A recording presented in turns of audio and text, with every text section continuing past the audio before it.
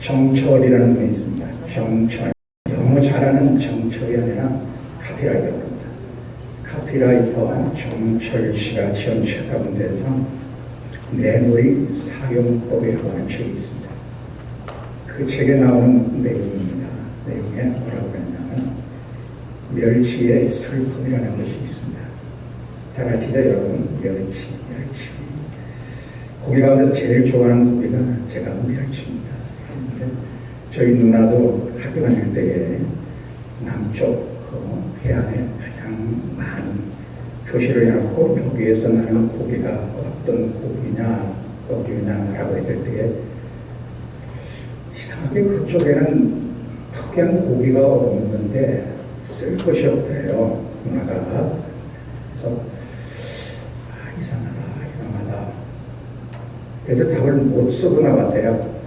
근데 정답이 멸치였습니다.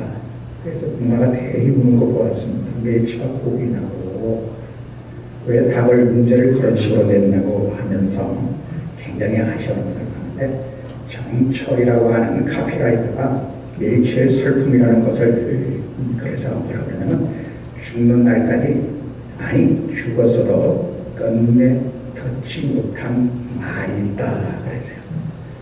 멸치가 죽었어도 아니면 끝내 듣지 못한 말이 무슨 말이냐?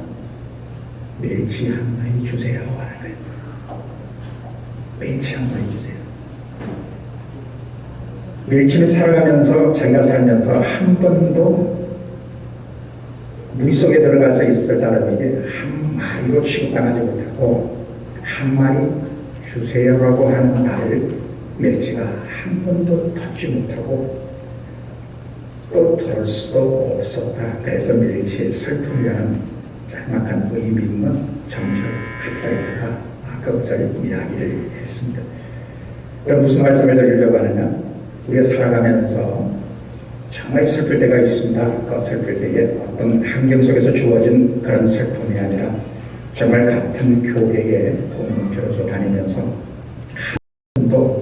한 분도 내라라는 존재가 나라고 하는 존재가 교회 속에서 정말 하나님의 은혜 받은 존재로서 살아가고 있는가? 정말 공동체 가운데에서 내가 정말 하나님의 봉사자, 말씀을 전하는 자로서의 정말 인정받고 있는가? 라고 하는 것을 느낄 때가 있습니다. 그러지 못할 때에 슬픔이라는 것이 찾아온다는 거죠. 한번 여러분 코로나 시대에 같이 말하는 것도 힘든 시점. 그렇지만 한 분 따라 한번 해보시래요. 따라 한번 해보셨으면 은혜가 될 것 같습니다. 제가 먼저 선정하면 한번 따라 하시기 바랍니다. 참으로 먼 길. 좀 크게 하시기 바랍니다. 참으로 먼 길. 참으로 어려운 길. 참 잘 오셨습니다. 그걸 어떻게 하느냐? 혼자 하는 것이 아니라 옆 사람을 보면서 하는 겁니다. 약간 보는데 잘 안 되더라고요. 왜냐하면 널 보는 사람들 뭐 잘 오셨습니까?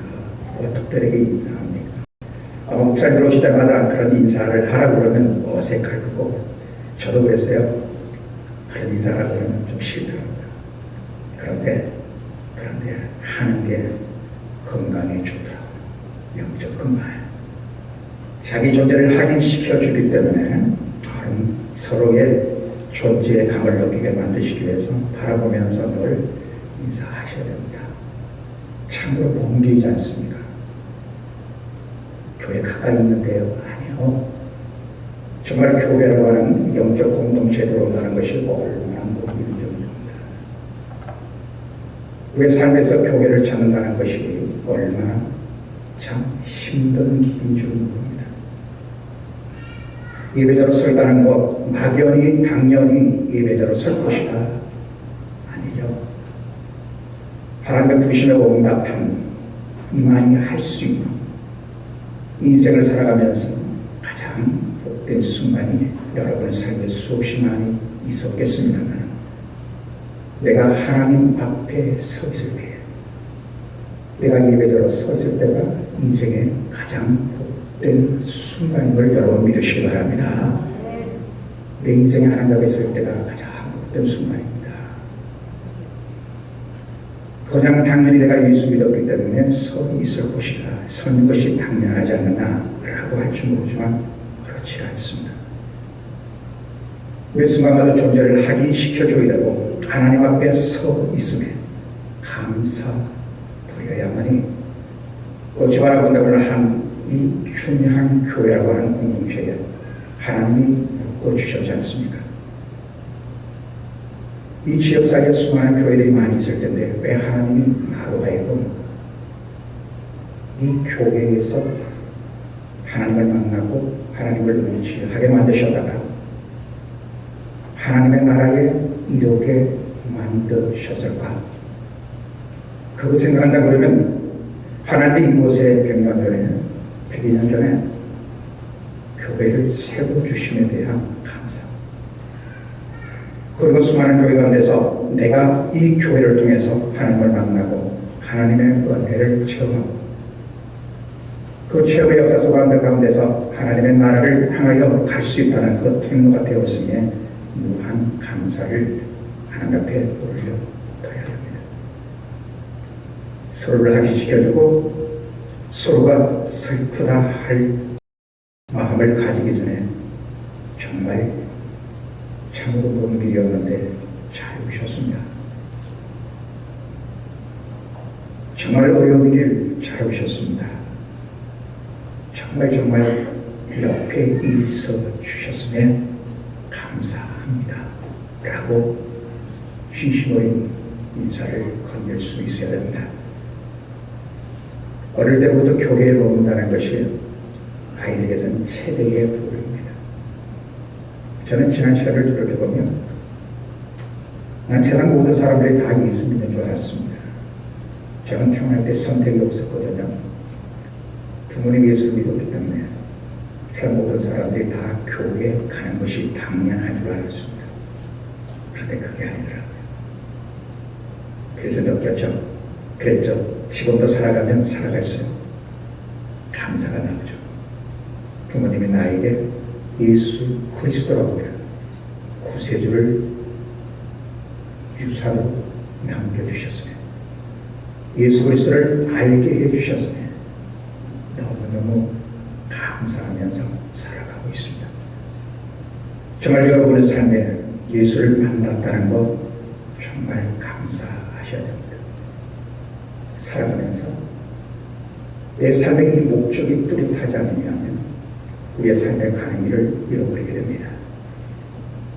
정말 내가 예수 믿는다는 것, 이 춘향교회를 통해서 하나님이 나로 하여금 또 다른 시간 속으로 이끌어 가심에 대한 그 역사, 그 계획, 내가 가는 길이 어제보다 더 가까워진 하루의 삶 가운데서 천국에 도달하게 된다는 그 기쁨, 그 목적을 잃어버린다 그러면 우리의 삶에 숱한 문제가 생겨나게 되어 있습니다. 여러분의 생의 목적이 무엇입니까?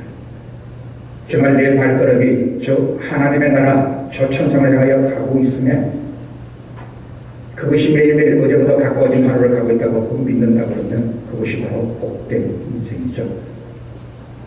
오늘 교사 선생님들 세상이 알아주지 않는, 그럼에도 불구하고 하나님만이 아시고 계시는 그 수고름을 다시 한번 수고를 덧입히시기 위한 하나님이 나만을 통해서 하시고자 하는 일이 있음을 믿고 그 사명을 묵묵히 감당하는 우리 스님들과 함께 하나님 앞에 예배하고 또 춘향이라고 하는 공동체 성도들이 하나님 앞에 예배하고 있으면 얼마나 감사한지. 하나님이 그렇게 물으실 것 같아요. 야, 준비 잘하고 있니? 하나님이요, 제가 묻는 것이 아니라 하나님이 여러분을 향하여 준비 잘하고 있니? 하나님 우리 스님들을 향하여 준비 잘하고 있지? 그러면 답변 준비하셔야 됩니다. 하나님 기대하셔도 좋으실 것 같습니다. 하나님 기대하셔도 좋을 것 같습니다. 오늘 말씀에 사도 바울의 역사가 나타납니다. 사도 바울의 모든 삶을 바라보면 인생의 오직 복음을 전파합니다. 예수를 빛으로 찾아오신 예수를 만나고 난 이후에 그의 삶에는 말 그대로 흔히 말하는 오직 예수였었습니다. 그거 양보 못한다는 겁니다. 거룩한 자긍심. 야, 나보다 예수 잘 믿는 사람 있으면 나보라 그래. 교만이 아니냐. 교만으로 말하는 것이 아니라 정말 하나님 앞에 정말 나름대로의 내 인생에 주어진 시간들 가운데서 최선을 다하여 하나님을 사랑하고 하나님 말씀대로, 물론 그렇게 되지 못할 때가 있습니다만 그럼에도 불구하고 말씀대로 살려고 하나님 애를 쓰고 있는 거 하나님 아시고 계시지 않습니까? 복만큼은 양보 못해. 바울의 모든 삶이 예수를 만나고 난 다음에 예수 외에는 없더라는 겁니다. 오직 내 삶의 복음밖에 예수밖에 없더라는 겁니다. 그런 삶에서 가면서 뭐라고 그랬는가? 먹는 문제, 그것이 문제가 된다 그러면 내 양보할 수 있다, 그렇게 말합니다. 세상은 모든 것 다 양보할 수 있어도 먹는 문제만큼은 나는 양보 못해 라고 하는 세상 속에서 이런 바보가 어디 있습니까?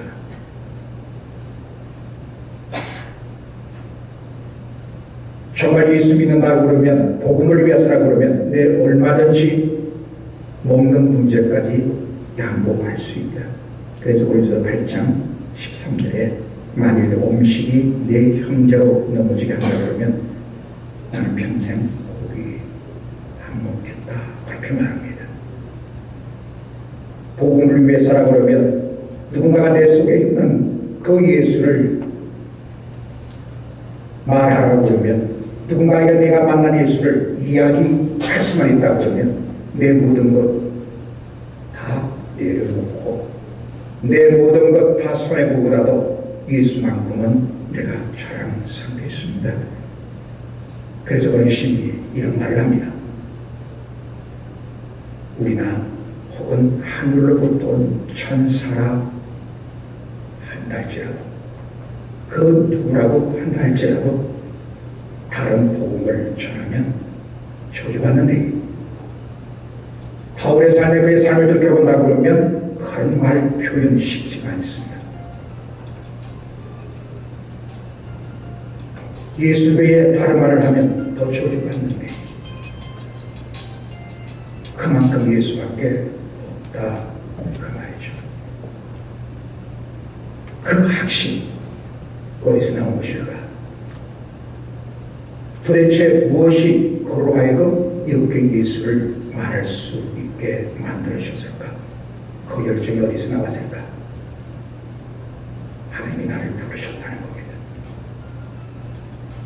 하나님이 나를 불러내셨다는 겁니다. 하나님이 나를 이곳에 앉게 만드셨다는 겁니다. 하나님이 수많은 인생들 가운데서, 많고 많은 교회들 가운데서, 많고 많은 사람들 가운데서 나를 이곳에 앉게 만드셨고 예배자로 세우셨고, 나의 수많은 인생들 가운데서 수많은 스님들, 나보다 달란트가 많고 은사가 많고 유명한 분들 많을 텐데 나를 교사로 세우셨다. 그 확신성, 그 부르심의 확신성, 그 확신함, 그 믿음이 얼마나 뚜렷하고 확신했는지 내 어머니의 모텔부터 나를 미리 결정하셨다. 나를 떼어 구별해 놓으셨다, 그렇게 말합니다. 나는 태어날 때부터, 나는 이 땅에 존재하는 그 순간부터 오직 하나님의 나라, 그분을 위하여, 그분만을 위하여 살게 만드시기 위해서 하나님이 나를 구별해 놓으셨다. 우리가 흔히 말했던 옛날에 사용했던 것처럼 나는 이 땅에 태어난 목적이 뭐냐? 오직 예수를 위해서 태어났다, 그렇게 말합니다. 그래서 간절한 기대와 소망, 살든지 죽든지 내게서 그리스도가 존귀히 되기를 원한다. 목적이 뚜렷하다, 그 말입니다. 우리 선생님들, 우리 교사 선생님들, 세상 아무도 알아주지 않습니다. 여러분이 수고한다고 해서 누가 월급 주는 것도 아닙니다. 여러분의 호주머니 털어서 오늘 세상 모든 사람들은 오늘이 쉬는 날이라고 합니다. 세상 가운데서 가장 월요일 날 짜증내는 사람이 누구냐? 통계를 해보니까요, 예수 믿는 사람들이래요. 왜요? 오늘 종일 새벽 것도 수고하고 나니까 월요일 날 피곤이 더 밀려온다는 거죠.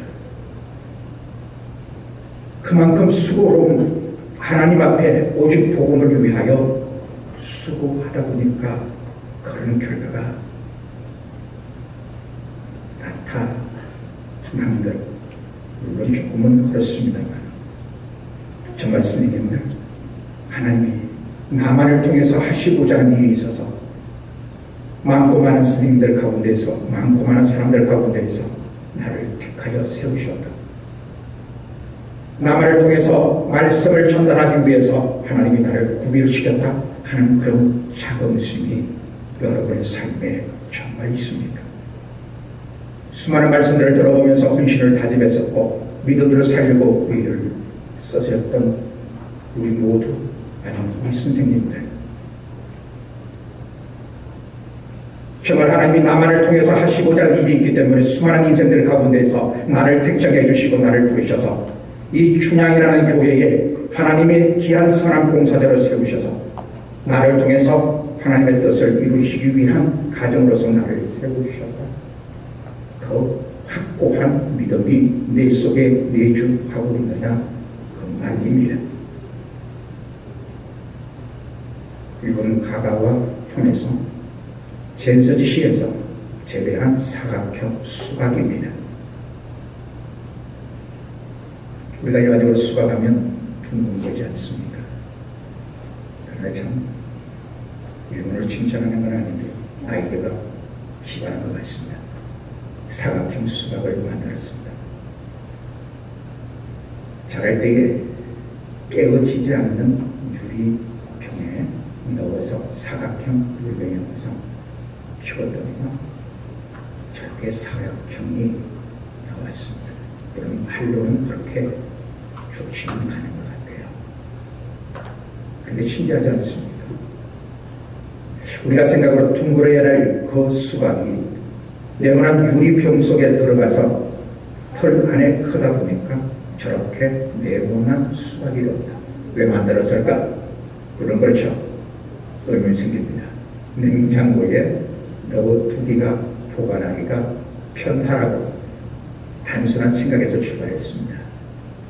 그것을 말씀드리려고 하는 것이 아니라 그만큼 영향력이라는 것이 크다는 것을 말씀드리고 있는 겁니다.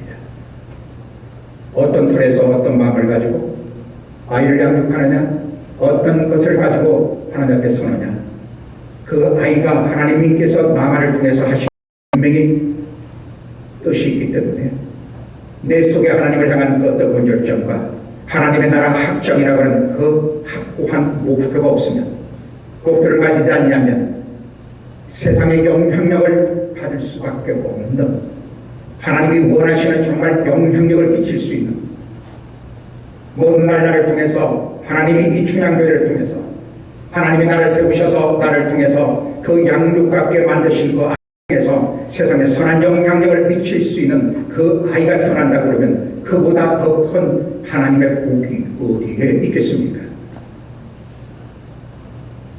영향력이라는 것, 하나님 원하시는 삶을 살아드릴 수 있는 그런 영향, 정말 둥글둥글한 인생이 아니라 대충대충 사는 그런 인생이 아니라 맡겨주셨으니까 하라고 그러니까, 아니 헌신의 방편으로 뭔가를 해야 되기 때문에 원에 떨어지고 나면, 시간 지나고 나면 헌신원에 모든 것 헌신짝처럼 버려버리는 것이 우리가 흔히 말하는 헌신이지 않습니까? 내 삶에 사명이 없으면, 정말 하나님이 나만을 통해서 이루시는 그 사명 확고한 목적이 없으면, 그 그 은혜 떨어지고 나면 그 헌신짝처럼 되어버릴 수밖에 없는 우리네 삶의 현주소를 한번 돌이켜보아야 된다고 말입니다. 거룩한 모난 인생, 하나님이 쓰시기에 편한 그 인생, 거룩한 영향력을 끼쳐내기 위해서 내가 하나님 앞에 얼마나 확고한 믿음을 가지고 하나님 앞에 엎드리면 내 속에 하나님의 나라가 확장되어 있는가. 이 확장성에 대한 내 속에 확고함이 없으면 영향력을 끼쳐낼 수가 없다고 말입니다. 내 속에 하나님의 하는 걸 확고한 영향력이 있을 때에 나에게 맡기신 그 어린 아이들이 그들의 가슴 속에 하나님의 나라가 확장되어져 갈 수가 있기 때문에 그렇습니다. 어떻게 그런 삶이 가능했을까? 외수로 인하여 완전히 인생이 달라져 버렸습니다. 그에게 인생에 있어서 무슨 일이 있었을까? 도대체 무슨 일이? 그가 예수 믿는 사람을 잡으러 다닐 그 열정, 그것이 없어져 버리고 선한 영향력 빛으로 찾아오신 예수를 만나고 난 이후에 그가 또 다른 열정, 새로워진 열정, 거룩한 열정에 사로잡힌 그 이후에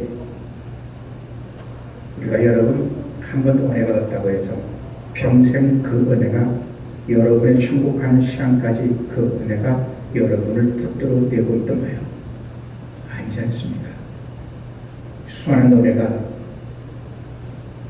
정말 하나님의 은혜가 일마다 때마다 주어지지 아니하는 그 은혜가 쏟아져 버리는 것이 세상 살이 속에서 신앙인들의 갈등이지 않습니까? 도대체 바울에게 무슨 일이 있었을까? 그 빛으로 찾아오신 예수를 만나고 난 후에 그 인생이 달라져 버렸는데 도대체 무슨 일이 있었을까? 오늘 말씀입니다. 오늘 말씀에 그의 아들을 이방에 전하기 위하여 그를 내 속에 나타내기를 기뻐하셨을 때에 내가 곧 혈육과 의논 하지 아니하고 또 나보다 먼저 사도된 자들을 만나려고 예루살렘으로 가지 아니하고 아라비아로 갔다가 다시 다메섹으로 돌아가노라. 여기에 은혜가 있습니다. 다시 말씀드린다 그러면 하나님께서 복음 전파자로 쓰시기 위하여 하나님이 나를 세우셨고 나에게 내어 보내어 주셨는데 그 은혜를 받고 난 이후에 아무도 그가 변했다는 것을 믿어주려고 하지 않을 때에 그가 어디로 갔느냐? 아라비아로 갔다는 겁니다. 그 아라비아 나바티안 왕국입니다. 지금 말하면 요르단입니다. 그 요르단, 그 아라비아의 3년. 그 3년 이후의 삶을, 아니 예수 만나고 난 이후에 그 은혜를 간직하기 위하여 그 이후의 삶, 3년이라고 하는 아라비아의 시간이 있었다 그 말입니다. 오직 예수를 살아내기 위해서, 그 은혜를 간직하기 위해서 아라비아의 시간, 하나님의 부르심의 능력, 하나님의 부르심의 은혜, 그 모든 것을 간직하내기 위한 하나님의 놀라운 역사를 다시금 새롭게 하기 위하여 아라비아의 3년의 시간을 보냈는데 그 아라비아의 3년의 시간이 그 부르심에 응답하는 사이에 그 속에 알지 못하는, 분명히 그 아라비아의 시간에는 뭔가가 있었던 것은 분명한 사실인데 성경이 정언하지 않고 있습니다.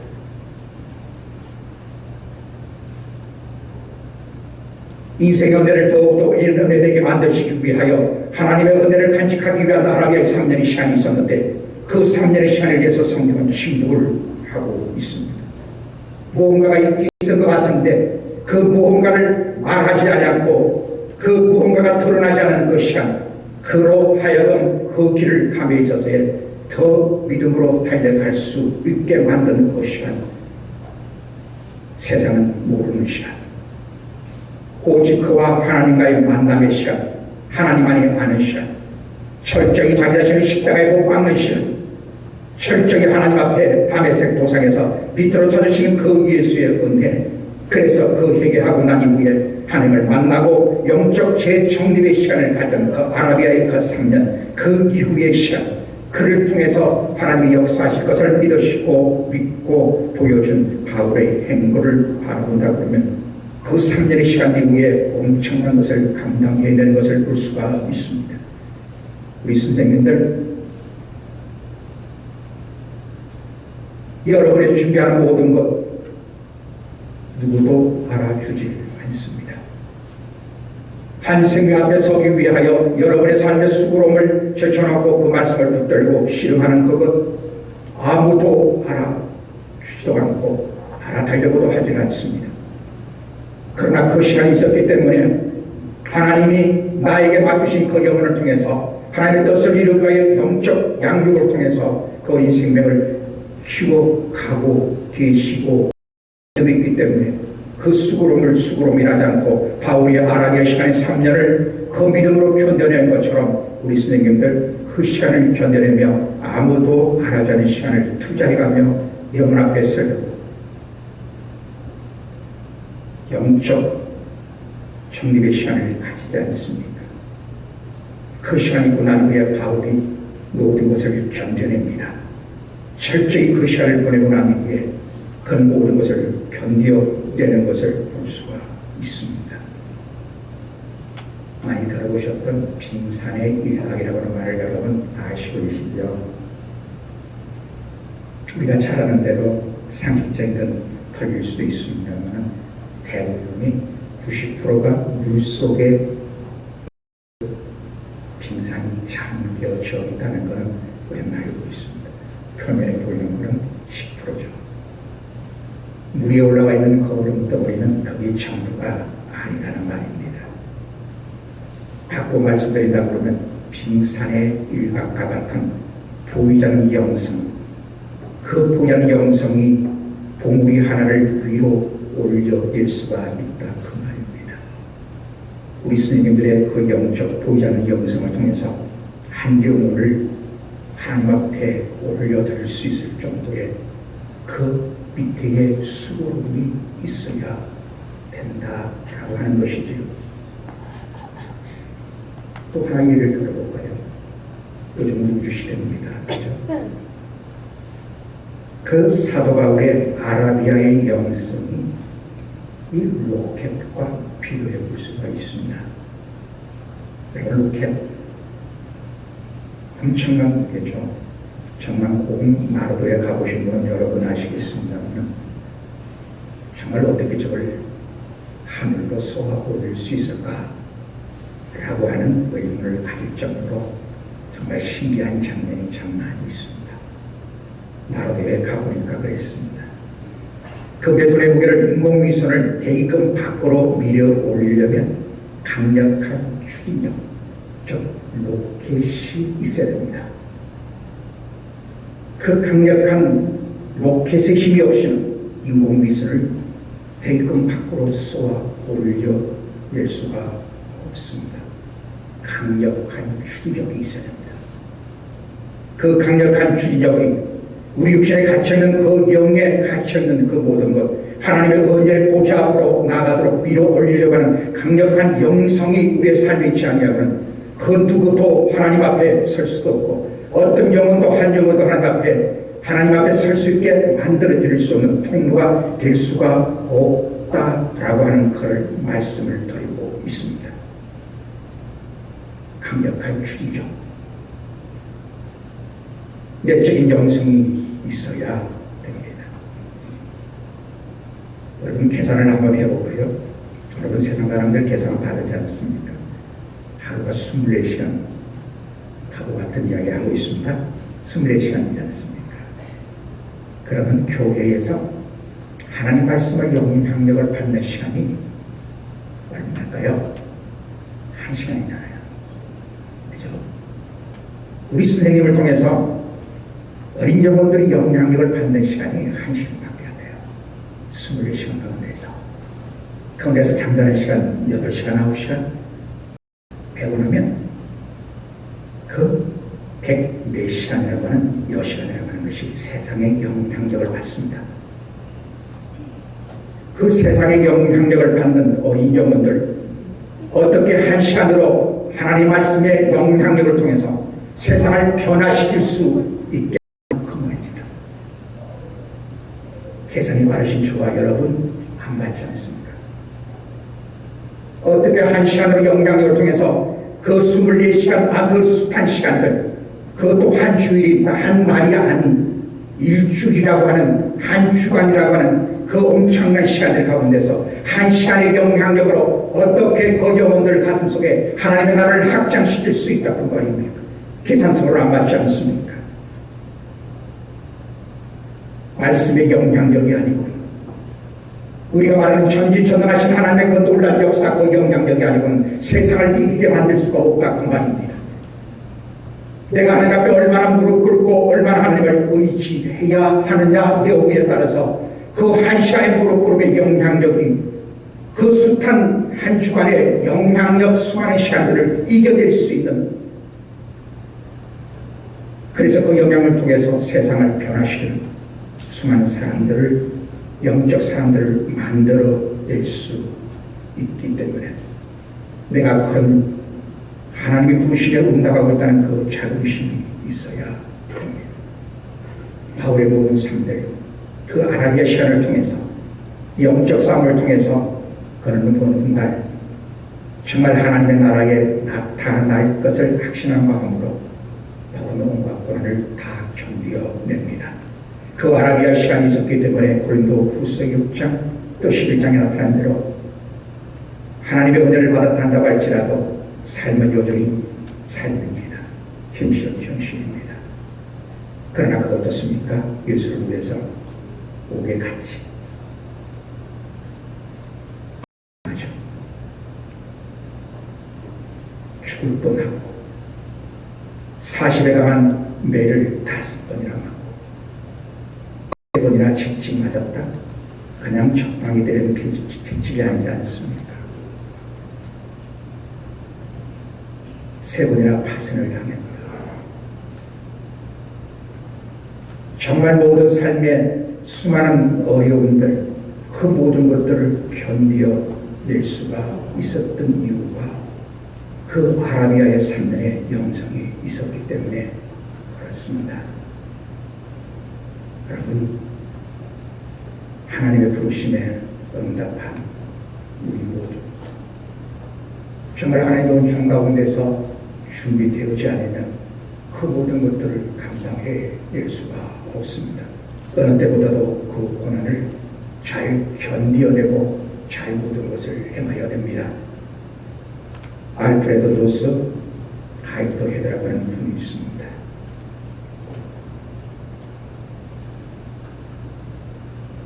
철학자이며 수학자입니다. 너무나 잘 아는 러셀의 스승이기도 하죠. 예수 믿는 가정에서 태어났습니다. 그런데 그가 나중에 신앙을 잃어버립니다. 노년의 삶에 그가 어느 날 폭설이 쏟아내리는 가운데에 외출을 하고 있었습니다. 그래서 그가 속히 돌아와야 했습니다. 내 집으로 돌아오는 문의 가운데에서 어떤 데에 노래소리가 들립니다. 가보았다는 거죠. 가보았더니만 어떤 할머니가 눈 속에 갇혀 있더라는 겁니다. 그래서 그 할머니를 건져 주었습니다. 그 할머니가 너무나 감사하면서 고맙다면서 거듭거듭 감사를 표하는 가운데서 내게 이런 큰 은혜를 베풀어 주셨습니다. 분명 당신은 신앙이 깊은 분 같습니다. 라고 말을 했습니다. 그러면서 어느 교회에 다니십니까? 라고 물었습니다. 그때만 알프레드가 겸연치한 모습으로 머리를 걱정하며 저는 교회에 다니지 않습니다. 신앙심도 없고요. 그러자 그 연세 드신 할머니가 하시는 말씀, 아니 알프레드를 향하여 다 늙은 사람이 아직도 예수를 믿지 않는단 말입니까? 그러다가 나처럼 뜻밖의 사고를 당한다 그러면 어떻게 하시려고 그렇습니까? 나는 저 없는 무덤 속에서 죽을 것이라는 생각 때문에 계속해서 찬송을 부르고 있었습니다. 지금까지 예수 안 믿고 구하고 있었습니다. 그 누구도 알프레드를 변화시키지 못했는데 신앙의 집안에서 자랐다 한다고 할지라도 신앙을 잃어버리고 그냥 그렇게 살아가고 있었는데 그 한 늙은 분들을 통해서 아직까지 예수를 안 믿고 있다니요. 도대체 그가 생각했다는 겁니다.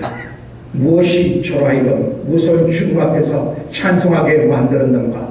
아무도 변화시키지 못할 노년의 인생 알프레드를 그 연세 드신 그 할머니가 죽음의 막다른 골목에서 찬송을 부르며 하나님의 나라를 대망하고 있을 때에 그 알프레드가 다시 신앙을 회복하고 믿음의 길을 갈 수 있었다라고 하는 것입니다. 마지막 이하로 정리합니다. 조셉 베일리의 어느 주일학교 교사의 일기장이라고 하는 글입니다. 들려주고 싶은 이야기라고도 표현을 하고 있습니다. 오래전에 책이기 때문에 글쎄가 잘 나와 있지는 않을 것 같습니다만 정말 몇십 년 전에 책을 여기서 꺼져버려서 여기서 올렸습니다.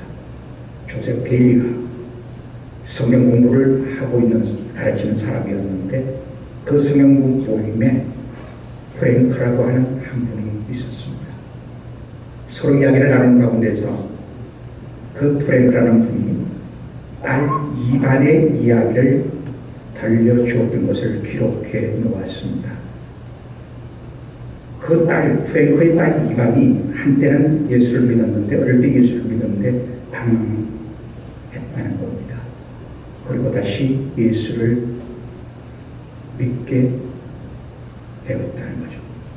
그런데 오늘 그 아빠가 프랭크가 그 아이를 바라보니까 흔들러 의자에 앉아서 뭔가가 기도하는 모습으로 중얼거리고 있더라는 겁니다. 아빠가 물었다는 겁니다. 기다렸다가 너 뭐 하고 있었니? 그랬더니만 그 딸 이반이 하는 말이 나는 누군가를 용서하고 있는 중입니다 라고 말을 하더라는 겁니다. 그래서 아빠가 물었습니다. 누구를 그렇게 용서하고 있는 중이니? 했더니만 그 이반이 하는 말이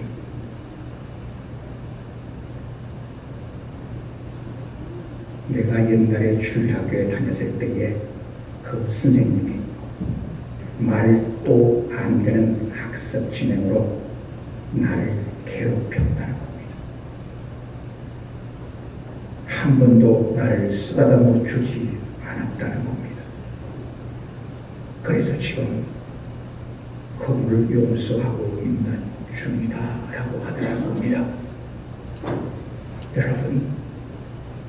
여러분의 영성이 한 영혼을 변화시킵니다. 준비 안 하셨으면 기도하고 그 시간 마치십시오. 말씀 준비하지 않았으면 세상 이야기 하려고 하지 말고 기도하고 성경 읽고 마치십시오. 영혼이 상합니다.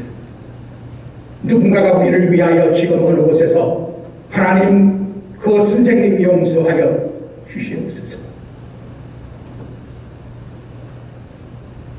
누군가가 기도하고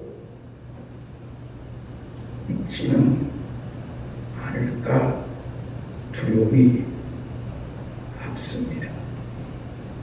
우리 모두 궁극적으로 하나님 앞에 엎드리고 믿음으로 준비되어서 하나님 부르심에 그 응답할 수 있는 그 모든 준비의 시간 하나님이 준비 부르실 것입니다. 준비 잘하고 있지? 너 준비 잘하고 있니? 하나님 기대하셔도 좋으실 것입니다. 말 그대로 구원의 은총 이후를 위해서 충양교회 성도님들 어떻게 준비하고 있습니까? 그 하나님의 나라 어제보다 가까워진 오늘 그 하나님의 나라를 가기 위하여 어떤 준비를 하고 계십니까? 선생님들 여름 성경학교를 앞두고 그 영혼을 하나님이 나에게 맡겨주시다는 그 확고한 자긍심을 가지고 그 영혼을 살려내기 위하여 얼마나 보이지 않는 영성을 가지고 무릎을 꿇고 있습니까? 영혼들 철저하게 무릎 보이심으로 감당하셔서 이 중앙 교회를 통해서 영광 받으실 하나님, 이곳에서 미래의 영적 지도자가 태어나서 이 나라에 선한 영향력을 끼쳐내는 이 중앙교회에서 그 역사가 일어나게 되시길 주님의 이름으로 축복합니다. 거룩하신 아버지 하나님, 은혜를 감사를 드립니다.